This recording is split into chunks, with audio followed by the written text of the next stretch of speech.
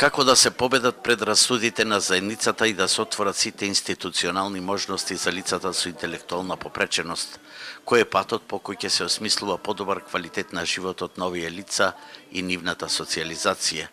Со овие дилеми, група на ентузијасти и родители на лица со интелектуална попреченост во Битола го имаат формирано клубот Порака, откривајќи ги талентите на оваа ранлива група, а дека можат, овие дена покажаа со своевидно шоу низ песна, игра и сценски настап.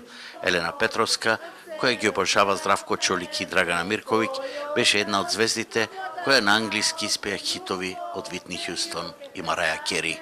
Супер се чувствувам овде дојдов да пеам, јате сум многу дотерана. Секогаш и за тропање, и за пеење, и за свирење, за секогаш. Имам и компјутери, тапани, флаути, виолина. Денеска ќе опевам Hero од Мараја Кери, Frozen, од Тоша Проевски Треша и Малку љубов од Стефанија Милевска.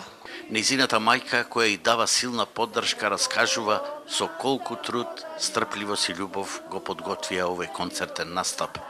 Работеа неколку месеци со музиката. Претходно имавме панел дискусија, ова ни е втора музички настап некој. Помош англискиот јазик Симона Лотус многу ни поможа со англискиот да ги мотивира децата за англиски да кажуваат, да зборват, да сакат. Анастасија Центар ни помогна со пеењето и овој проект мислам дека ќе биде добар за да се крени свеста на луѓето, да знаат дека и децата можат да ги извршуваат сите работи како што еден нормален човек извршува. Клубот Порака засега е единственото место во Битола каде што лицата со интелектуална попреченост можат да ги развиваат своите креативни способности и таленти.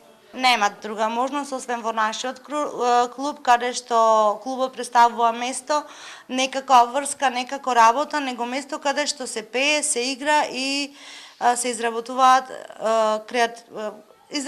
креативни изработки. Проектот Можеме да пееме го спроведува Институтот за медиуми и различности од Лондон, Македонскиот институт за медиуми и Националниот совет за инвалидски организации на Македонија. Од Порака, со овој сензибилен настап, покажа како треба да се почитува концептот на еднаквост без оглед на попреченоста.